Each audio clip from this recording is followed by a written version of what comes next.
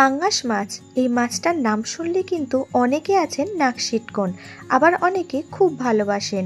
তো চলুন আজকে এই পাঙ্গাস মাছেরই ফিশ ফিঙ্গারের রেসিপিটা আপনাদের সাথে শেয়ার করি। এই মাছটার একটা অন্যরকম গন্ধ আর তৈলাক্ত চামড়ার জন্য অনেকেই কিন্তু এটাকে খেতে পছন্দ করেন না। তাদের জন্য বলছি, এই মাছটাকে কেটে কিন্তু আগেই ভিনিগারের জলে ভিজিয়ে রাখবেন, তারপর গরম জলের মধ্যে ভিজিয়ে রেখে কিন্তু এর যে স্কিনটা আছে এটাকে পুরোটাকে কিন্তু তুলে দিতে হবে। অন্যদিকে আদা রসুন পেঁয়াজ কাঁচা লঙ্কা কিন্তু আমরা বেটে নিয়েছি, আর এর সাথে খাওয়ার জন্য একটা চাটনি বানিয়ে নিচ্ছি। তাই কাঁচা লঙ্কা, ধনে পাতা আর দিয়ে দিচ্ছি অল্প পরিমাণে নুন, চিনি আর তেঁতুল। এরপর এটাকেও বেটে নিয়েছি। সুন্দর একটা চাটনিও কিন্তু রেডি হয়ে গেছে। দেখুন কিছুক্ষণ গরম জলে রাখার পর কিন্তু স্কিনটা সহজেই উঠে এসেছে, আর মাছটা ঠিক তখন এরকম দেখতে লাগছে।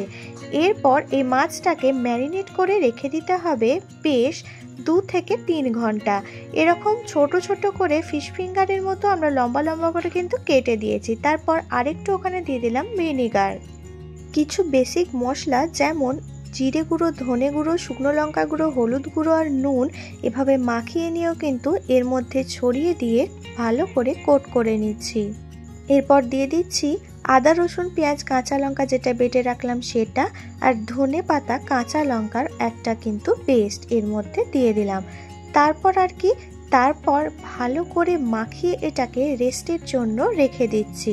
যত বেশিক্ষণ রেস্টে রাখা যাবে খেতে কিন্তু ভালো হবে, আর গন্ধটাও কিন্তু একদমই ছাড়বে না। এরপর এখানে আমরা কড়াই গরম করতে দিয়ে দিলাম বেশ অনেকটা পরিমাণের তেল। তেলটাকে ভালো করে গরম করে নিচ্ছি। 2 বাটিতে কর্নফ্লাওয়ার নিয়ে নিয়েছি পরিমাণ মতো, তার মধ্যে গোলমরিচের গুঁড়ো দিয়ে একটাতে এভাবে শুকনো মাখিয়ে রাখলাম। অন্যদিকে অল্প পরিমাণ নুন আর জল দিয়ে একটা ব্যাটার কিন্তু তৈরি করে রাখলাম।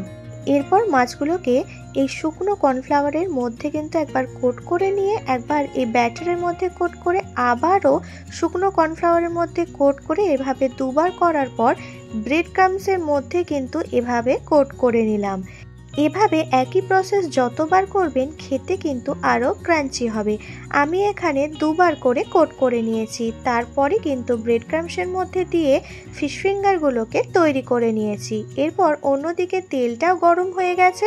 ফিশ ফিঙ্গারগুলোকে কিন্তু একে একে এই তেলটার মধ্যে ছেড়ে দিলাম। এবার একটা পিঠ ভাজা হলেই কিন্তু সঙ্গে সঙ্গে উল্টে অন্য পিঠটাকে ভেজে দিতে হবে। আর এক্ষেত্রে মনে রাখতে হবে অবশ্যই ফ্লেমটা যেন মিডিয়ামে থাকে, না হলে পুড়ে যাবে আর ভেতরে যে মাছটা থাকে সেটা কাঁচা থেকে যাবে। যদিও এই মাছটার মধ্যে কিন্তু কোনো কাঁটা থাকে না, তাই ফিশ ফিঙ্গারটা খেতে ভালো লাগে, আর এই মাছটা সেদ্ধ হতেও কিন্তু খুব একটা বেশি সময় লাগে না। দেখুন আমাদের ফিশ ফিঙ্গার রেডি হয়ে গেছে। ভেতরটাও কত জুসি হয়েছে আর কি সুন্দর সেদ্ধ হয়ে গেছে। আপনারা যারা এই মাছটা খেতে পছন্দ করেন না অবশ্যই আমাদের রেসিপিটা ট্রাই করে দেখবেন, আপনাদেরও ভালো লাগবে।